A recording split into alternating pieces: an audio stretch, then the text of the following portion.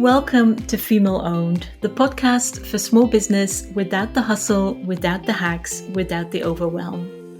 My name is Astrid Brakke and I'm a small business mentor working with small business owners, freelancers and creatives just like you to create slower, gentler and more profitable businesses.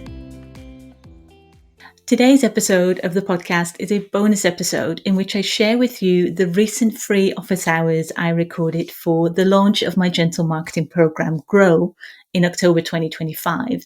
And in this office hours, I answer all your marketing questions. So let's dive in. And the office hours are a key part of my gentle marketing program, Grow. And the office hours are once a month. They are recorded, and in the office hours, I answer all your questions about marketing and about business. And they are a really lovely way for you to get my support, get my eyes on your business, and also to learn from each other. And as I said, they are recorded once a month and then immediately uploaded to the program page. So let's dive in. So the first question is from B, and they ask, I've been sending a monthly newsletter for many years, but have never sold anything. I wonder what the newsletter is good for and why continue.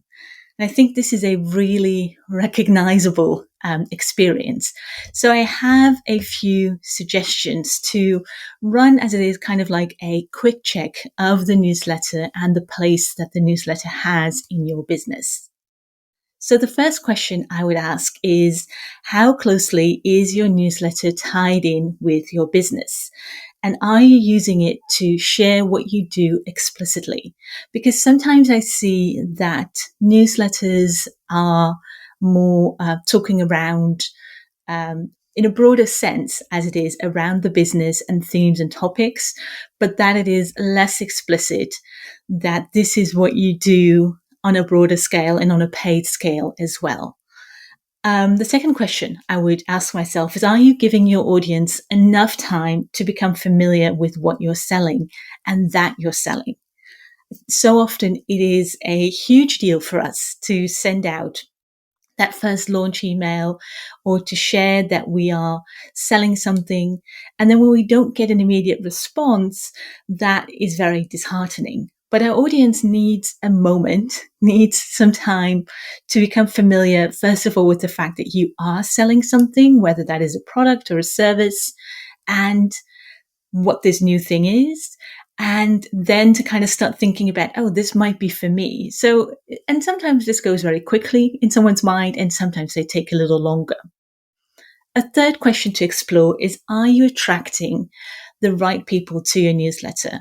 Do you need to be clearer, for instance, about its purpose, make it easier to sign up, maybe do some outreach to grow your audience? And then finally, is the role that your newsletter plays in your marketing ecosystem clear?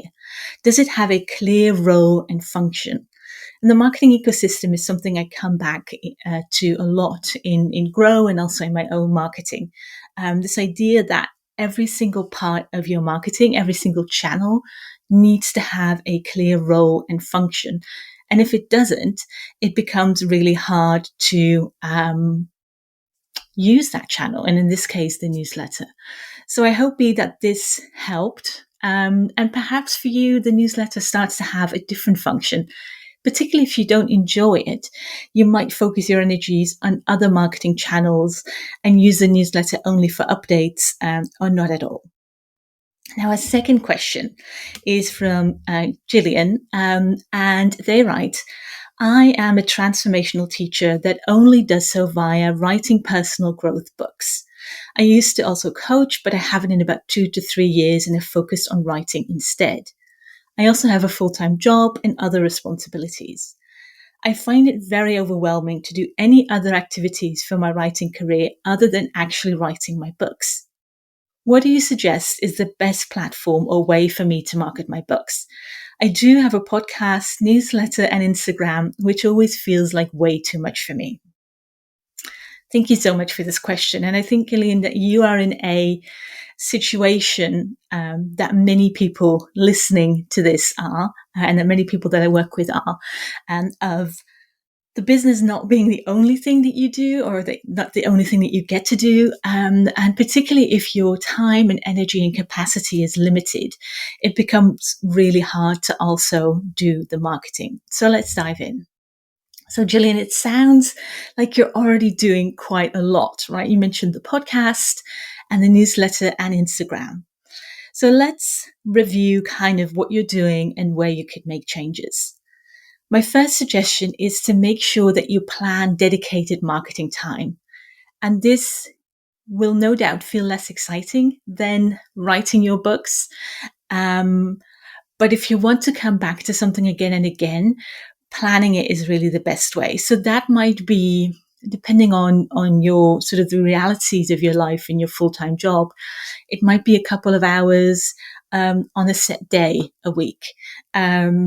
It might be every other week. It doesn't really matter, but I think you need to make it a normal part of your business. And I found that when your marketing is tied in explicitly to your business, and if you're marketing in a way that really uses your strengths and that feels organic, that marketing itself becomes more natural. My second suggestion would be to focus on the channels that work best for you. So these are the ones that give you joy and where you can utilize your strengths. And once you've kind of done a little bit of a review, which channels can you cut? So which channels do you not enjoy? Which channels make you feel more overwhelmed? And particularly if you're running your business next to other demands, whether they're care demands or a job or health stuff, we need to be really specific and intentional about how we market. And for you, Gillian, if what you do is writing, and it sounds like that is what you do best and enjoy most, then writing seems a natural avenue to use in your marketing. So in terms of thinking about what kind of marketing to do, you can focus on the newsletter, on blog posts, on guest posts, on creating lead magnets, on making sure, of course, your SEO is working well. And you could potentially also tie this in with Pinterest. Now, I'm not suggesting you need to do all of this, but something that I've done, for instance, is I very much enjoy writing too. And I write my newsletter that goes out twice a month, and that is uploaded to my blog the month after, and then pins are created for it that go out to Pinterest. And that way I can market in a way that is very close to my strengths and my needs, and that is also very effective. So I hope that this helps, Gillian. And as I said, it sounds like you're already doing quite a lot, and I hope you can also give yourself a bit of permission to do less. Okay, so our third question is from Bettina, who asks a more business organizational question that I think many people building a business run up against at some point. Bettina asks, I want to simplify my onboarding, invoices, and payments. My website is hosted on Showit, and I use Flowdesk for email marketing and Calendly for bookings. As I offer translation services, I'm wondering if Paperbell would work for me. I'm looking for a platform that is easy to manage, offers human customer support, and doesn't overwhelm me with complex integrations. I'm also thinking about the investment. I'm not planning to leave Showit, but if Paperbell can manage emails and call bookings as well, I could consider replacing Flowdesk and Calendly. Now, I think this is a question that many of us run up against as we are running our business and building our business. And first of all, you don't necessarily need a CRM, right? You don't necessarily need this big platform for managing your customers. And I often tell the story of how when I started my business and I had 0 clients, I invested in this quite costly platform. And I just kept paying for it, even though I was not booking anything. So I think there is a balance that we need to strike. But once you feel comfortable of making an investment, you can start exploring whether you want something like this. So just a little bit about Paperbell, because Bettina asks about that specifically, and I know a little bit about Paperbell because I use it myself. So what I've found is that Paperbell works well for selling offers, for booking and changing calls, for installments, for sending surveys and automated emails. I also have good experience with their customer service, and they are improving it all the time, like more integrations, for instance. I also find it not overwhelming, but like any new thing, you'll need to sort of wrap your head around that. Paperbell can also integrate with Flowdesk. I haven't done that myself, but it's one of their integrations, and you could use that if you want to add people to your mailing list. But it is not a newsletter service. Now, for any kind of change like this, ask yourself, what exactly do you want to do less of? Is it the back and forth around onboarding? Is it arranging for payments? What do you want less of, and what can you replace? What steps can you make easier? What can you simplify? And that, I think, is the thing to keep in mind. Any CRM needs to be simple enough for your needs. So I hope that this helps, Bettina. I've got some links in the notes, also to Paperbell, if you're interested in trying it out. All right, let's move on to our next question. Martina, who writes the newsletter Empowered and Rising, asked the following question. I would love to turn Pinterest into one of my main marketing channels. Your strategy checklist is very useful. In it, you mention a few women who are Pinterest experts. If you think about your own journey and these experts, what would you recommend to do to someone like me who has just begun using this platform? For example, would you recommend avoiding taking any course and work straight with one of these women? Or would you say that a DIY approach is also effective if one understands which elements a pin should include? Now, this is an excellent question, Martina. I think for many of us, when we learn a new platform, we kind of feel like, okay, so how much do I need to learn? How do I do this right? And of course, there is no one right way, but there's lots of questions. So just a couple of my thoughts. There's a few, I would say, avenues to explore and two options in particular. So for a deep dive into all things Pinterest, I recommend Levy Road Studio, which is Amy LeBlanc, and her Scheduling Shortcuts course. That is the one that I took years ago, and she keeps updating it regularly, like a couple of times a year. She sends out sort of update emails as well. It is a course that I think is primarily aimed at people who do Pinterest like for a living, so Pinterest managers. So there's definitely some stuff in there that I did not use. What I liked about it is that it very much appealed to my geeky, going deep into stuff side, but it's definitely investment. I looked at the price earlier today. It's around $400. I do have an affiliate code that I can put in the notes for you. So that is one option. The other option is, if you're already clear on what a pin should include, absolutely DIY it. I would recommend that you get started, try it for maybe a month or two, and then get a Pinterest audit done. And I mentioned indeed in that Pinterest kind of strategy resource that I'll also link to in the notes. I mentioned a couple of people. I'll also put their names and contact stuff in the notes as well. To get a Pinterest audit, I've had one done in the past, and it was a really useful way to get an expert's eye on what I was doing. So I thought that was definitely worth it. But remember, you don't have to do it all at once, and it doesn't need to be perfect, right? Every single step counts. And I think with something like Pinterest, you really need to think about that you're building something up, and you don't need to post or pin rather every day.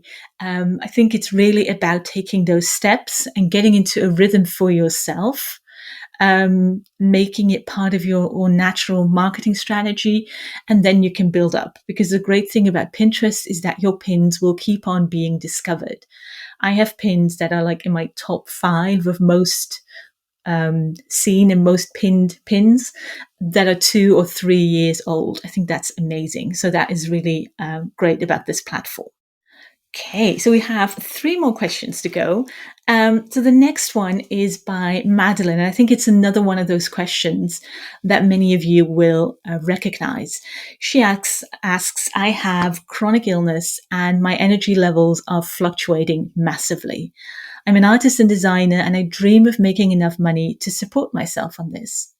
not only because I love being creative, but also to be able to adjust my working hours. I am currently in a really bad state because of a stressful and toxic work environment, and I want nothing more than to be able to work with my own business and not push and force myself into a worsened health situation. But how to manage marketing at all? I have quit social media and decided that Pinterest, a newsletter, and my blog are the platforms I like. All right, Madeline. So I'm so sorry that you're in this situation. It's so hard to feel stuck like this. I definitely know what it's like. Feeling like your health, like your body is just bumping up against the realities of your current situation, in your case, the job that you have, and wanting something else and not knowing how to get there. So I formulated a couple of questions to explore. The first one, and I don't know you beyond this question, so I don't know whether this is a possibility for you. But can you decrease your working hours to give you some more time and space? And that might be just leaving an hour or two earlier, maybe, if that's a possibility. It's a scale, right? So from just an hour or two to maybe even decreasing to fewer days a week. But this depends, of course, on your job and on your finances. Either way, whether you're able to do that or not, have a think about how can your platforms work together. Can they all flow into each other? And can you add or focus on evergreen platforms? And you already mentioned Pinterest and your newsletter and your blog. And newsletter is a great one, I think, to keep connected. Blog and Pinterest are evergreen. So those are things that can work together. As I said earlier, I write my newsletters. The next month they're uploaded to my blog and then they are pinned to Pinterest. That's something that works really well for me, and that allows my marketing to really flow into each other. My advice would be to start really slowly with small steps. So, can you write shorter newsletters? Can you write fewer newsletters? And the same goes, of course, for any channel. Is there anything that you can decrease as you're in this state? Can you outsource anything? Can you get help uploading blog posts or creating and scheduling pins? And the final one, I think, is the most difficult one. But it's that seeing and trying to accept your limits here might bring up frustration and grief, and the kind of grief that you no doubt have already experienced with your chronic illness. But this is a new situation and that you might be feeling all of that again. Be gentle with yourself. And a reminder for you, Madeline, and for anyone else who needs to hear it. Marketing is a long game, and if we have limitations, it can feel like an even longer game. But every single step counts, and you are sowing seeds. Okay, now we have a question from Hannah, which is also a little bit about general business and organizing things. And again, I think one that is very recognizable. And she asks, how do you deal with the multiple tasks to do with a business? I'm getting in a pickle with scheduling, sending invoices, sending Google Meet links, writing feedback to parents, planning my lessons, never mind writing content for marketing I might want to do. Yeah, these are the little things, right, that we often forget about, but which then take up so much time. So I have a few suggestions for you, Hannah.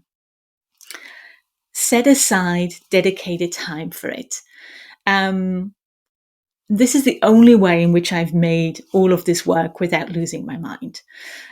So plan in time for invoicing and accounts. So that could be, if you don't have an automated system that does the invoicing for you, block doing this as a repeating appointment in your calendar. This is not exciting and it's not sexy, but it's the only way that you're going to get your money. So invoicing might be something you do, I don't know, depending on how busy you are, once a week, once every 2 weeks. Accounts is something that I do once a month personally because my invoices sort of are automated. And I do block time for that. So I block a morning for that once a month. Plan in time for post-call admin, such as sending emails, in your case, sending feedback to parents, sending Google Meet links, etc. And this is something I always send out notes to my clients after every call. And that's something that I need to take into account. I don't like to schedule calls quite close to each other anyway, but I know that once the call is done, I need to spend another 15 minutes or so writing up the notes and sending them to clients. And that's also something that I put on my to-do list to remind myself to take the time for that. I've also found that doing a weekly review of the week ahead is really useful for me. So every Friday, I'll look at sort of my plans for the week ahead. So what's in my calendar, what's on my to-do list. And you could use that to think about, do I need to send out any reminders if you don't have an automated system? Do I need to send out any Google Meet links? In your case, Hannah, what have I got coming up?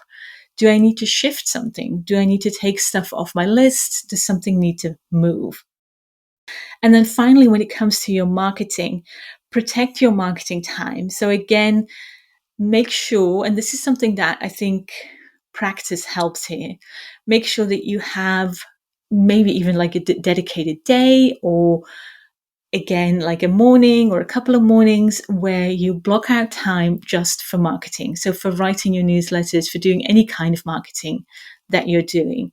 Because if you don't, then everything else will take over, right? And the marketing is not, I think, the primary thing, obviously, of your business, but especially as you're building your business, it's an important thing to focus on. So I hope that helps, Hannah. You had another question, which I think is an intriguing one and also a recognizable one. And you said, Hannah, what would you do if you realize the main platform for finding your clients is one you're not familiar with? I'm also intrigued by this question because I wonder, what platform would this be? Anyway, let's think about what I would do. So I would first think about, do I have the capacity to add another channel to my marketing? Do I want to? Do I feel like I have the space for it? If I don't have the space for it, am I willing to scale down or cut something else? Then I do some gentle exploring about this platform. How does it feel to me? Does it fit my values? Does it fit what I need for marketing? If I feel okay about this channel, I would look at, can I take some time to get to know the channel deeper? And I mentioned Pinterest earlier. As I said, I kind of did this sort of deep dive, which is absolutely not necessary, but that's what I did. And I really took, I think, 2 weeks or so over a summer to really get deep into this. So if you want to get to learn a new platform, you need to make time for it. But you don't have to do everything at once, right? You can take things step by step. But I also want you to remember, most people don't search or hang out on just one platform. So if you don't catch them on platform X, you will on platform Y, right? And do challenge beliefs like, this is the one platform that I need to be on. Because most people, and I've seen some research around this as well, most people are not just on Instagram, right? Most people aren't just using search engines. They are doing other things as well. So I do believe that your clients will find you if they are actually looking for you, if you plan your marketing carefully. Okay, Hannah, I hope that this answer helped. And I hope that everyone who asked the question, that these answers help. Please do leave comments and ask any follow-up questions. Now, there's more like this in Grow, right, which is my 4-month hybrid marketing group program designed to help you create sustainable marketing foundations, gently and effectively market your business, and attract clients and customers with intention and confidence. So Grow is for sale from October 17th to October 31st, 2025. It will run from November 1st, 2025 and April 1st, 2026. We're taking a break for December, and the first 5 people to sign up by October 22nd get a 30-minute one-to-one call with me for free. You have lifetime access to all the materials, everything is already online. So all the modules are already there. So you can immediately dive in once the program starts on November 1st. But you can also space things out if that works well for you. So you can read more about the program and what is included some more ways in which I support you through my website, astridparker.com. And do feel free to ask any questions that you might have, and I'll speak to you soon.